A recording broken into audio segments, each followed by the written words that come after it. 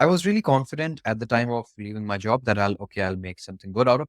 Mm. But after a couple of months, I actually started realizing it's not that easy. And in a maybe month or two, I realized that maybe I'm not so good at it. Maybe it's not for me, or maybe I don't have the right techniques or the skills to do this one. So it's been, I think, like it's been quite some time now. Maybe I don't think I would have survived on going on the same way. That business wouldn't be a business today.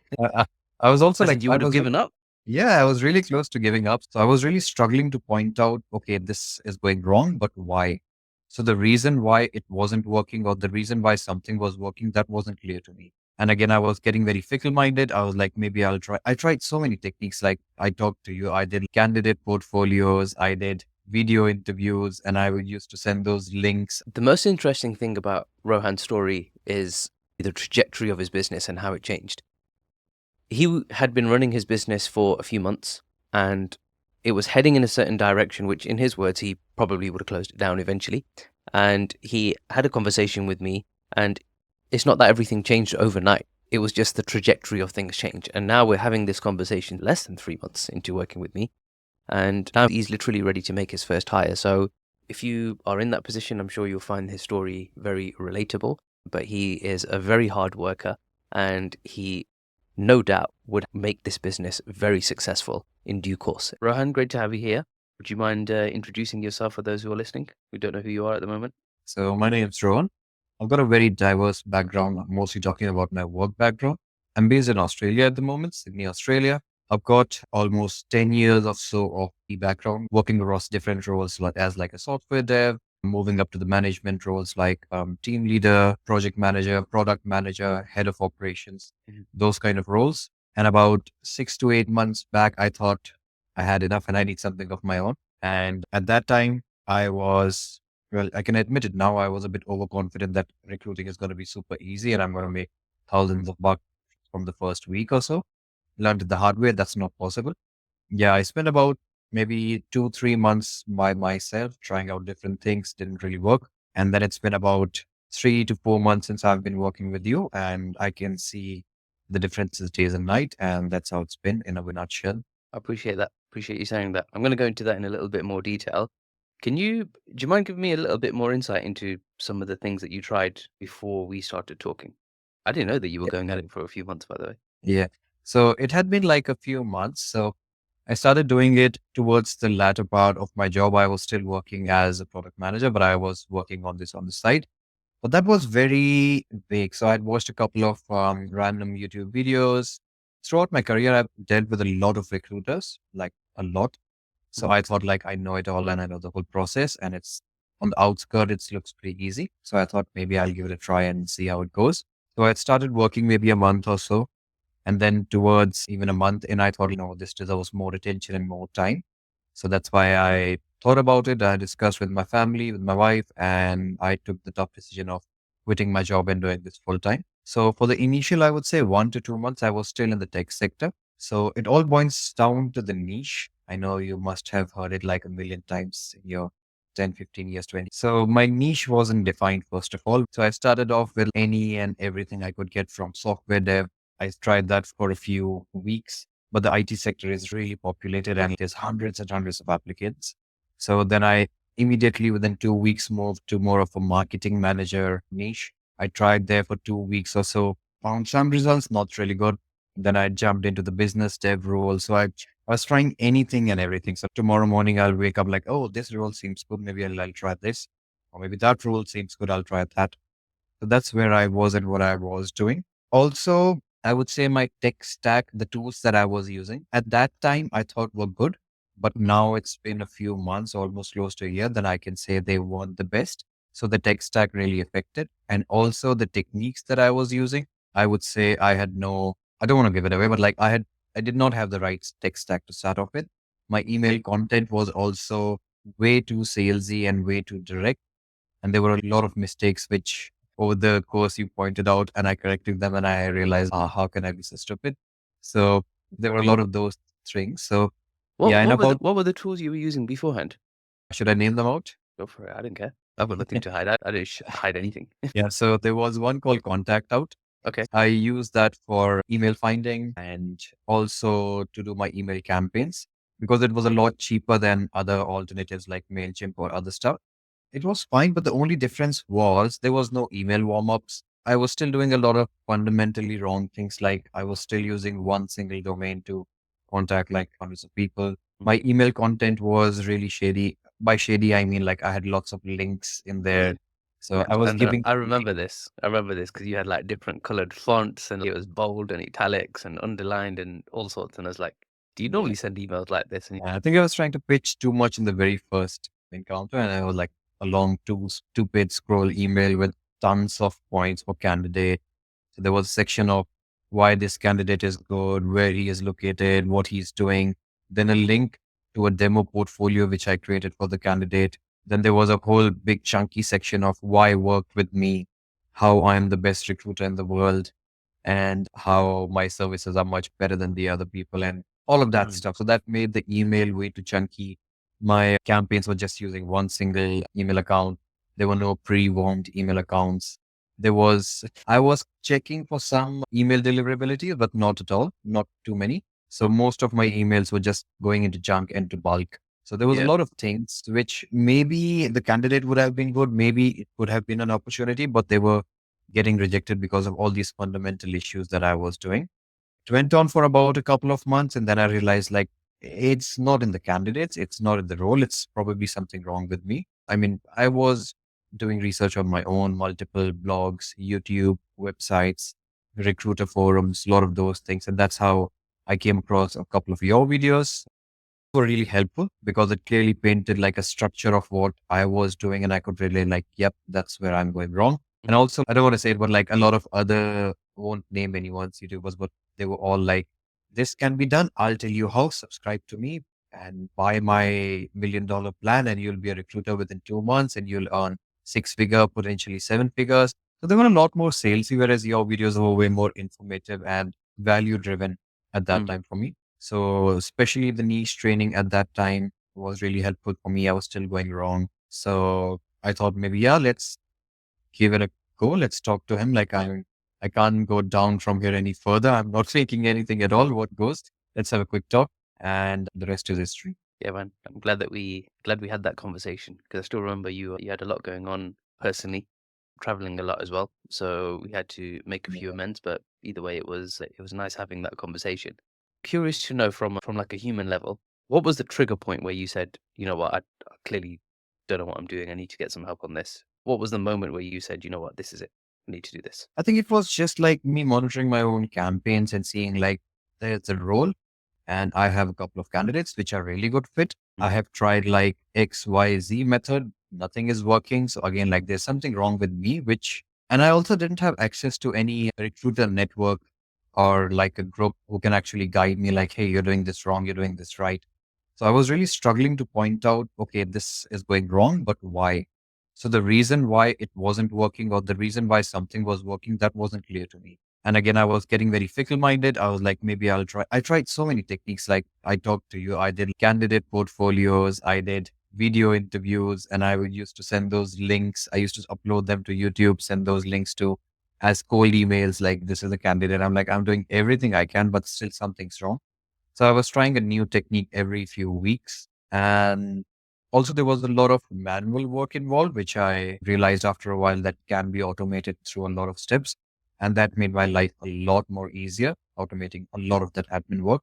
So these small things coming from someone who's got like 10, 15 years of experience really values a lot. And just like failing, not getting any responses, it had been like a couple of months. Not a single client came back to me saying that, at least even saying that maybe I want to do interviews. It was all just not interested or no replies at all. I could see my emails being opened. I could see my emails being clicked, but no replies at all. So I was sure what was going wrong. That's where I thought, yeah, I need some help on this one. I need to talk to someone who has a network, who has some experience, who can actually guide me. I'm not trying to reinvent the wheel. People have done it for years and decades. So I need to talk to someone who's actually more than a online 5 video lesson. What was while you were in that journey of trying to navigate things on your own? Describe to me what was the toughest day. I mean, every single day was tough because, again, at the end of the day, I was like, okay, maybe tomorrow I'm going to get a reply. Don't get it. Maybe tomorrow, okay, it's Monday, it's a new week. Let me try a new technique. This will surely work. By the time it's Thursday, Friday, same thing. Still doesn't work, still doesn't happen. What do I try? Do I try this? Do I try that? At the end of the day, at the end of the week, it's the same thing. No clients, no responses. I was getting through a lot of candidates, but that was still easy.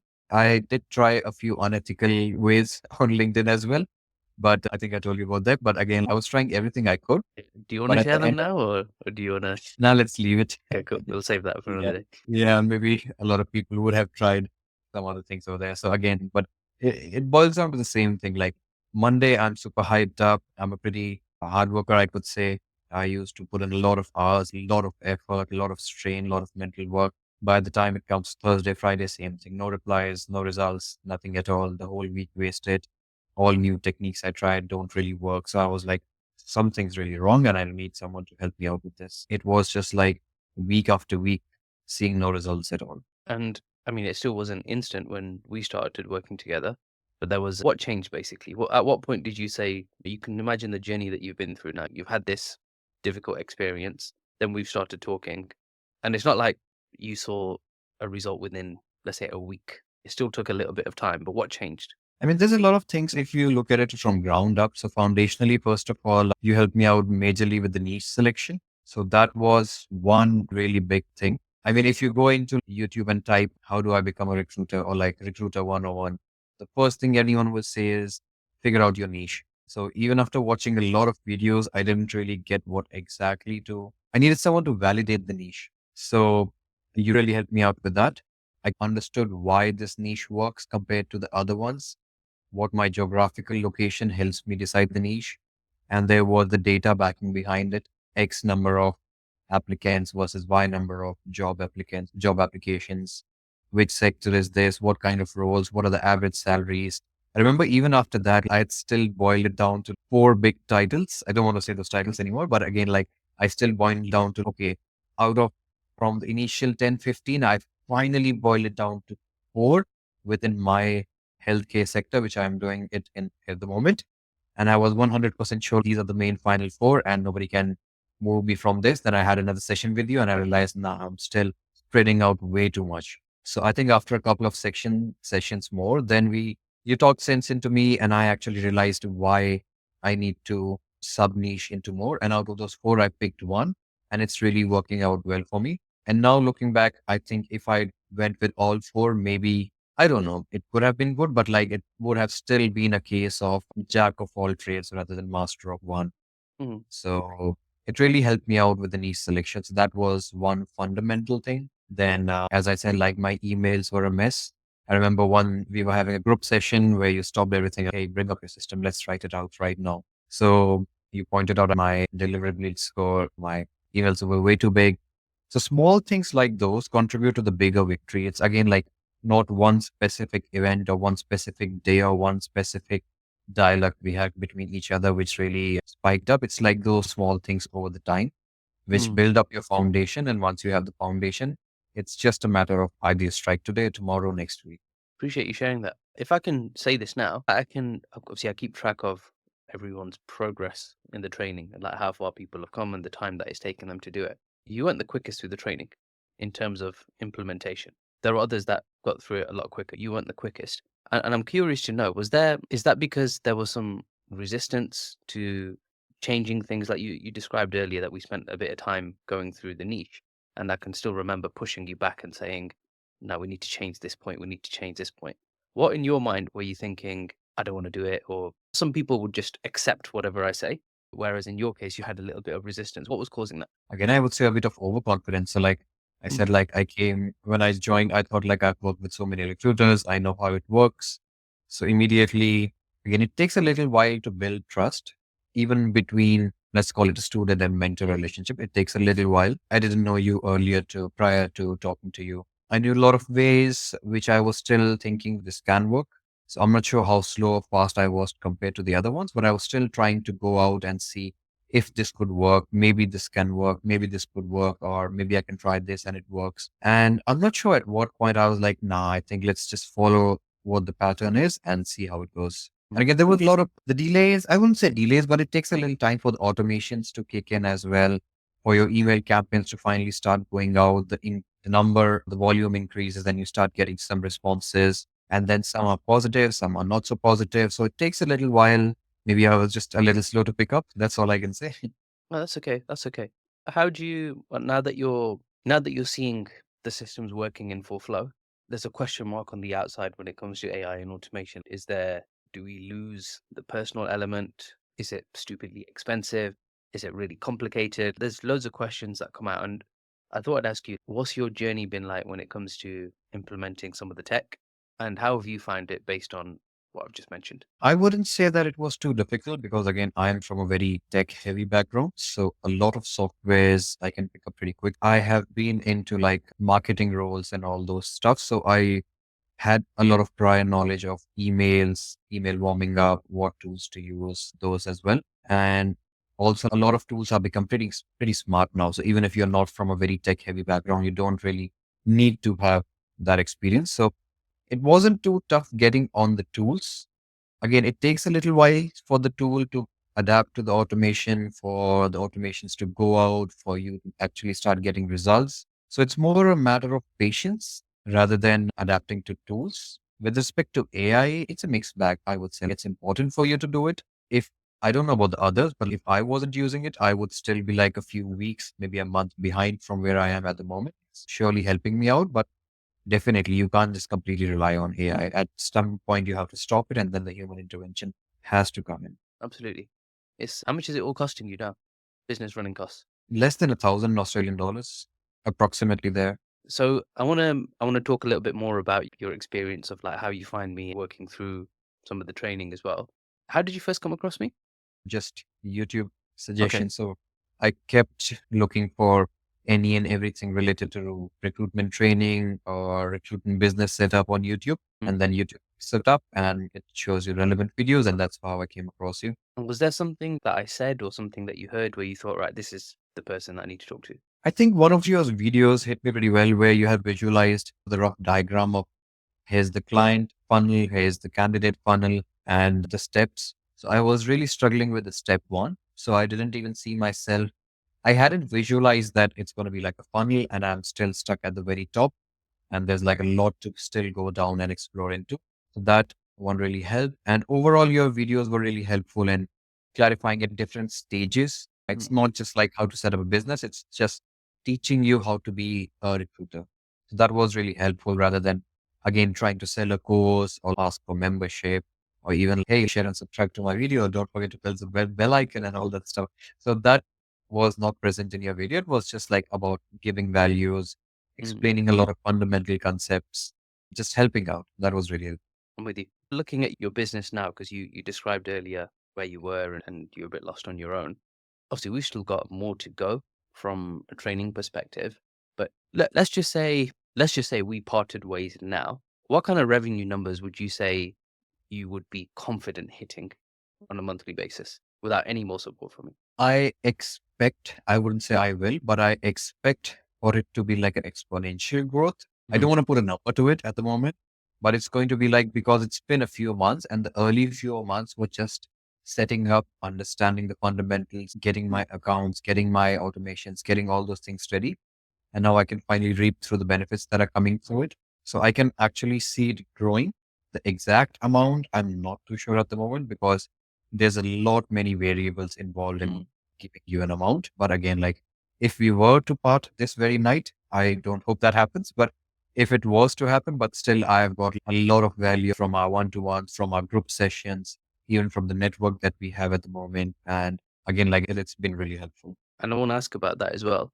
How do you feel about the support that was offered throughout the program? Yeah, I mean, this is one thing which I value the most out of this program. It's not just, okay, you pay X dollars and here's your 10 video course and you'll be a wizard at the end of it. I mean, the videos were absolutely good. I am not saying they were pretty bad. They were really good and helpful throughout. They were very well structured. And I think you're already working on a V2, which is even more streamlined. So that's really good. The icing on the cake is the weekly catch ups Mm. because it's not just, again, even earlier I was telling you I was doing the thing, but it's more important thing is if it's working, why? If it's not working, why? What am I doing wrong? What am I doing right? So that's the most important thing in the weeklies, which I discuss with you. And even if it's like a 2 minutes, 5 minutes conversation for you, it's like maybe 2 or 3 weeks of mental fog for me. What happened? Why it's not working? So I come into conversation, I like discuss, hey, this happened. And you're like, hey, just say this to the client. I'm like, light bulb. Yeah, that works. So again, as I said, I'm not trying to reinvent the wheel. I'm learning from someone who's done it for over a decade and who can help me and guide me from like situations which are new for me, but for someone else, it could be like every day, every week worth of things. So I would Mm. say those weekly catch ups are really good. Not just the weekly catch ups. I really appreciate the fact that I keep bugging you on direct messages as well. And I'm not sure, like a couple of weeks back, you even replied on a Saturday or something. So that's really good. Like I don't have to wait for the Wednesday, Thursday group call. I can just send you a message and you reply whenever you are available. So that really helps me out as well. Absolutely. Well, you paid for that service, so that's where it comes in. Having said that, I don't normally work on a weekend. It just happened to be that day when I checked it, and you were there. If you look at the trajectory for your business, you said you were going for this for a few months on your own, and then Yeah. we had a conversation, and here we are now. What do you think that business would have looked like if we didn't have that conversation and we were not having this conversation? That business wouldn't be a business today. I was also As like, in, you would have given up. yeah, I was really close to giving up. So like it had been a few months and again, I wasn't understanding, like I was really confident at the time of leaving my job that I'll make something good out of. Mm, But after a couple of months, I actually started realizing it's not that easy. And in a maybe month or two, I realized that maybe I'm not so good at it. Maybe it's not for me, or maybe I don't have the right techniques or the skills to do this one. So it's been, I think, like it's been quite some time now. Maybe I don't think I would have survived on going on the same way because maybe I got lucky and placed a couple of candidates, but that wouldn't be like a long lasting one. I would still be jumping around niches every few weeks, jumping around random techniques, ideas, tech for that sake as well every few weeks. I mean, we can never say for sure, but again, it wouldn't be in a good state at the moment, is all I can say. mm. Would you say to somebody who is in a similar situation where maybe they haven't made their first placement yet, or they're unsure, or maybe they've even done some training and research like what you did? What would you say to that person as advice? The same thing you said to me, I think in the early few weeks, patience. It takes a while. I know I was super impatient in the very first couple of weeks. I was like, hey, I've launched my first campaign. I still haven't made a placement. Why? So yeah, it comes with patience. I think you've told me that a few times now, and I really realize it. Again, getting the foundations right is most important. And once you tick all the boxes, it's just a matter of time. It could be one day, 1 week, 1 month. But if your foundations are right, if your automations are set up, if your techniques, if your emails are up to standard, what it needs to be, if you're following the right way, if you're following the right trajectory, if you're doing all things outlined in the video lessons, if you're hopping on to not just talking about you, but like in general as well, if your foundation is right, it's just a matter of time and you will hit it. Do you feel confident that the next few placements are going to come through even quicker, or do you feel like it's going to take another few months before you get to that point again? I am confident, but at the same time, also a bit cautious that I don't get overconfident. My fundamentals are good, but again, like from time to time, I like to try out something random. So I still need to stick to a proper plan. There's a lot I know I've gone through all the videos and the lessons. Going through them is one thing, but like following them properly is another. So there's still a few things with, let's say, the daily scheduling, time management, effective time management. There's still which I need to improve on my way. So I can say the next few placement would be easier, but I wouldn't just close my eyes and say, I've made three. I'm going to make six in the next 3 months and I'm going to make 12 in the next 9 months, something like that. So yeah, Mm. the confidence is there, but it still needs to be Do go the work. through. Yeah, exactly. Okay. Is there any? Actually, I'm curious now because you said earlier that you just said that you've tried experimenting a little bit. Is that in line with the training, or is it like you've deviated from the training, or is it like is there something else that you're experimenting with? Not deviating from the training. There's just taking ideas and discussing with you. So there's one such thing. I'll just name it out. The newsletter, which I have been talking to you for a long time now. It's been over a few weeks, almost a month since I've been thinking about it. So that's, I wouldn't say is a complete deviation. That's just like one getting inspired from one of the techniques that you mentioned in your own thing. Mm. So I thought of trying that. I tried a couple of drafts out and then we sat and we talked why this would work or maybe when this would work and maybe now is not the best time to do it. At the time of ideating, I really thought, oh, it's going to be really good and I'm going to give really good value out to the clients in my own world. But again, like after talking to you for a couple of sections, I actually realized why it's not the right time to start this right now. Maybe in a Mhm. few months, maybe somewhere down the line. So these are small few things which can give you still a small idea out of the training session, but it's best to talk to someone. So the networking, so the one-on-ones and the group sessions are really helpful for this kind of stuff. I appreciate that. Would you go on? I'll let you finish. Yeah, so I keep getting a lot of random ideas. So it's Yeah. still early phase. I want to try out a lot of things, but I would love to discuss with either if it's you or if it's the network or someone to at least maybe run this through and see if it's a good idea because I get a lot of ideas and I don't know Yeah, if they're, yeah. that's what the network is there for. At the end of the day, I'm going to share with you. I think I always say this as often clearly as I possibly can, that I'm not going to be encouraging you to do something that I haven't done or tried myself. And provided that I've done it, tried it myself, made it work, then I'll share how. But outside of that, I'm not going to do that. So you're always going to get only the things that have worked for me. Yeah, I'm not going to be telling you to do something that I haven't done myself, basically. Happy for advice. There are obviously there's a community as well, and there's plenty of experiences that we're able to draw on from the group. Mm. Yeah, that's what it's there for. I'm curious to know as well. There's going to be somebody watching this video who might even be considering working with me, and maybe they're on the fence. What would you say to them? Why would they be on the fence is probably because of doubt, low self-confidence at the moment. I would say at least take the first call. It's free. Honestly, that's why I took it. I don't know how long it's going to be free for. But again, like it's at least when you get to talk to someone, exchange a few ideas. And again, the first call is not a sales call. It's more of what you're doing in your business. With what stage are you at? Are you clear on your fundamentals? Have you figured out your niche properly? What techniques, what tech are you using? Are they good for you? Why are they good for you? Why are they not good for you? So it's a good ideation. It's a good exchange of ideas with an experienced person. And that's what helps you way more than just one way communication where you're watching like 59 different YouTube videos and they tell you like 100 different ideas. Absolutely, absolutely. I appreciate you sharing everything that you have and all the details that you have. Are there any other final thoughts or comments that you want to say to anyone watching, or even your peers in the group? I'm just going to say that it's been a really good experience for the past few months. I hope that it goes on for many months and years. I'm not just saying that as a training, but as a network. I would love to have a professional like you in my network, casually exchange a few ideas, exchange a few scenarios. This is where I am. Where do you see myself growing? I really see value in this whole course, not just the video lessons, but the whole package where have you I can message you anytime. We have group sessions. The group sessions are really good because a lot of times there's multiple people in the group and someone is explaining or someone is discussing a problem which I didn't have yet, but I would have in the next 4, 6, 8 month, week, years. So you get a little insight into that as well. So that really helps.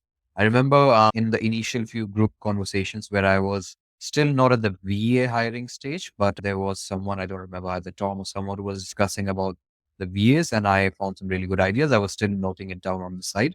So that is helping me out today. Wow, So watching passively, just sitting there and watching and listening to someone else go through an issue will help you out in the next few weeks, months, years as well. So that's really helpful. And overall, it's been a really good experience. Again, Mohammed is a great guy. He doesn't push you as a salesperson, but he gives you value, which really helps you out.